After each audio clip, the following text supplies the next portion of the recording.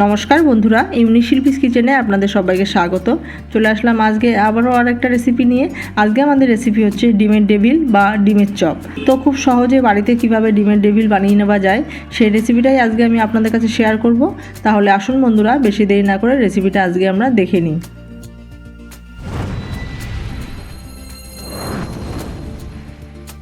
ডিমের ডেভিল বানানোর জন্য দেখুন বন্ধুরা, এখানে আমি 600 গ্রাম মতো আলু নিয়েছি। ছোট ছোট সাইজের আলু আমি 2 টুকরো করে কেটে ভালো করে ধুয়ে পরিষ্কার করে নিয়েছি। এবার আলুগুলো আমি প্রেসার করে দিয়ে দিলাম, পরিমাণ মতো জল দিয়েছি আর দিয়ে দিচ্ছি এখানে আমি 5টা মতো ডিম।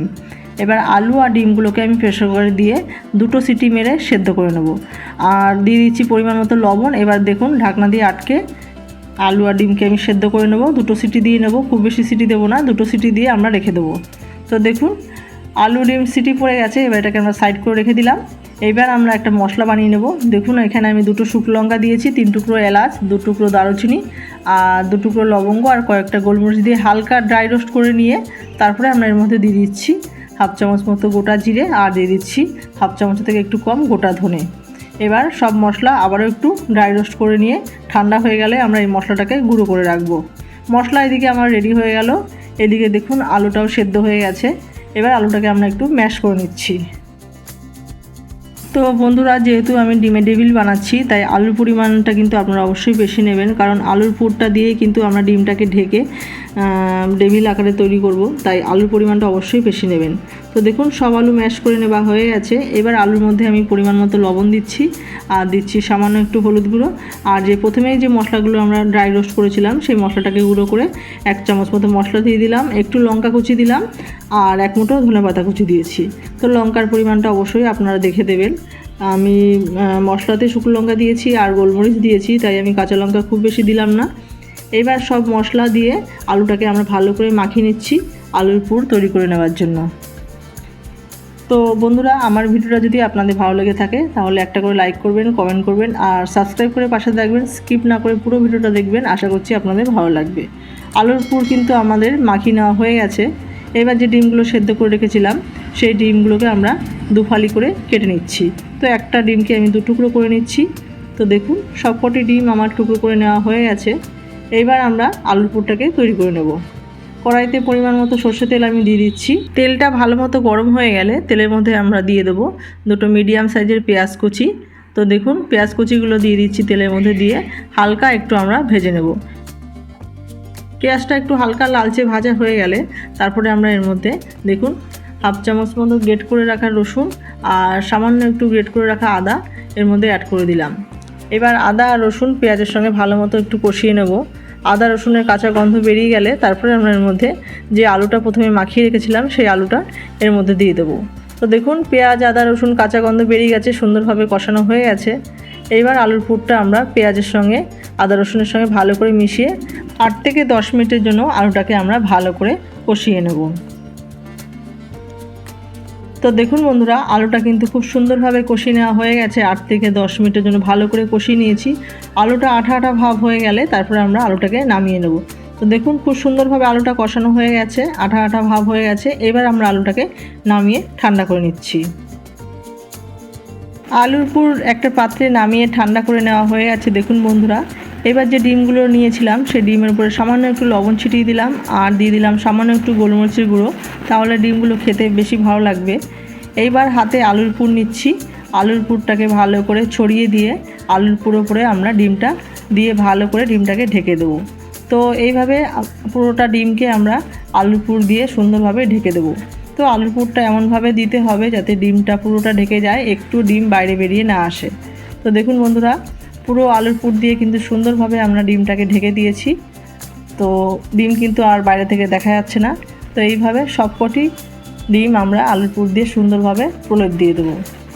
তো আলুর পুর কিন্তু একটু বেশি লাগবে বন্ধুরা, আবারও বলছি ডিমের ডেভিল তৈরি করতে গেলে কিন্তু আলুর পুরের পরিমাণটা একটু বেশি লাগবে। তো দেখুন বন্ধুরা, আলুর পুর দিয়ে একটি ডিমের ডেভিল রেডি করে নেওয়া হয়ে গেল। এইভাবে বাদবাকি যে ডিমগুলো আছে সেগুলোকে আমরা আলুর পুর দিয়ে রেডি করে নিচ্ছি। সবকটি ডিমের আলুর পুর দিয়ে তৈরি করে নেওয়া হয়ে গেছে। এইবার আমরা একটা ব্যাটার তৈরি করে নিচ্ছি। আমি এখানে 2টো ডিম ফেটিয়ে নিচ্ছি। ডিমের মধ্যে সামান্য একটু লবণ দিচ্ছি আর সামান্য একটু গোলমরিচের গুঁড়ো দিচ্ছি। তো ডিমের টেবিল বানানোর জন্য এই ডিমের ব্যাটারটা কিন্তু অবশ্যই প্রয়োজন। তো এই ব্যাটারের মধ্যে চুবিয়েই আমরা ডিমের টেবিলটা তৈরি করব। তো দেখুন ব্যাটারটা সুন্দরভাবে ফেটিয়ে নেওয়া হয়ে আছে। এবার এটাকে আমরা সাইড করে রেখে দিচ্ছি। এবার আরেকটা প্লেটে দেখুন আমি বিস্কিটের গুঁড়ো নিয়েছি কিছুটা, আর নিয়েছি সামান্য কর্নফ্লাওয়ার। কর্নফ্লাওয়ারের পরিবর্তে আপনারা ময়দাও ইউজ করতে পারেন। এইবার আলুর পুর দেওয়া ডিমগুলো আমরা কর্নফ্লাওয়ারের মধ্যে সুন্দরভাবে মাখিয়ে নিচ্ছি। কর্নফ্লাওয়ারের পরিবর্তে কিন্তু আপনারা ময়দাও এর মধ্যে ইউজ করতে পারেন। আমি কর্নফ্লাওয়ার দিয়ে মাখিয়ে নিলাম। প্রতিটা ডিমকে আমি কর্নফ্লাওয়ার দিয়ে সুন্দরভাবে মাখিয়ে নিয়েছি। এইবার কর্নফ্লাওয়ার মাখানো আলুর পুরটাকে আমরা ডিমের ব্যাটারের মধ্যে ভালো করে চুবিয়ে ভালো করে মিশিয়ে নেবে। তারপরে আমরা ডিম থেকে তুলে নিয়ে বিস্কিটের গুঁড়োর উপরে রেখে সুন্দরভাবে বিস্কিটের গুঁড়ো ভালো করে মাখিয়ে নেব। তো বন্ধুরা, আমি যেহেতু কর্নফ্লাওয়ার মাখিয়ে রেখেছিলাম তাই আমি আর ডিমের টেবিলগুলো ডবল কোট করছি না, আমি সিঙ্গেল কোট করছি। আর বিস্কিটের গুঁড়োগুলো মোটা দানা, তাই সিঙ্গেল কোট করছি। আপনারা যদি আরও ক্রিস্পি খেতে চান তাহলে কিন্তু ডবল কোট করে নেবেন। তো দেখুন হয়ে গেছে আমার বিস্কিটের গুঁড়ো সুন্দরভাবে মাখানো। এবার যদি ডবল কোট করতে চান তাহলে আবারও বিস্কিটের গুঁড়ো মাখানোর পর আবারও ডিমের ব্যাটারের মধ্যে চুবিয়ে আবারও বিস্কিটের গুঁড়ো মাখিয়ে নেবেন। তো আমি সিঙ্গেল কোট করছি তাই একবারই দেখালাম। তো একটি আমার ডিমের টেবিল রেডি করে নেওয়া হয়ে আছে। এইভাবে আমি আরেকটি ডিমের টেবিল আমি তৈরি করে নিলাম। দেখুন বন্ধুরা, একইভাবে ভালো করে চেপে কিন্তু বিস্কিটের গুঁড়োগুলো মাখিয়ে নিলাম। তো এইভাবে সবকটি ডিমের টেবিল আমি তৈরি করে নেব। তো দেখুন সবকটি আমার রেডি করে নেওয়া হয়ে গেছে। এইবার কড়াই বসিয়ে দিয়েছি। কড়াইতে আমি পরিমাণ মতো তেল ভালো মতো গরম করে নিয়ে গ্যাসের ফ্লেমটাকে হাই করে নিয়ে আমরা এক এক করে ডিমের টেবিলগুলোকে ছেড়ে দিচ্ছি। তো গ্যাসের ফ্লেম হাই করে নিয়েই কিন্তু আপনারা ভেজে নেবেন ডিমের টেবিলগুলো, কারণ ডিমের টেবিল হতে কিন্তু খুব বেশি সময় লাগে না।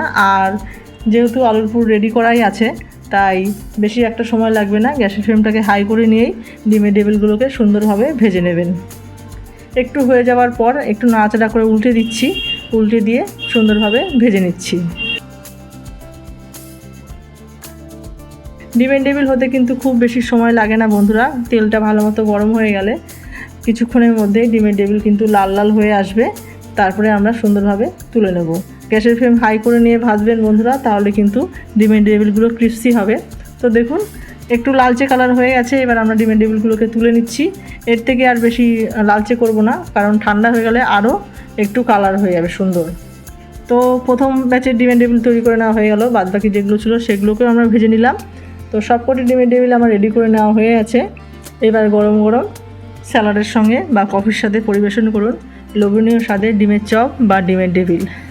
তাহলে বন্ধুরা, আজকে আমার ডিমের টেবিলের রেসিপিটি কেমন হয়েছে আপনারা কমেন্ট করে জানাবেন। রেসিপিটা ভালো লাগলে like, comment, share and subscribe করতে ভুলবেন না। চ্যানেলের নতুন বন্ধু হয়ে থাকলে চ্যানেলটিকে সাপোর্ট করবেন, পাশে থাকবেন। আর যারা পুরনো বন্ধু আছেন তাদেরকে অসংখ্য ধন্যবাদ। নতুন বন্ধুদেরও অসংখ্য ধন্যবাদ জানিয়ে আজকের ভিডিওটা আমি এখানেই শেষ করছি। আপনারা সবাই ভালো থাকবেন, সুস্থ থাকবেন। ধন্যবাদ।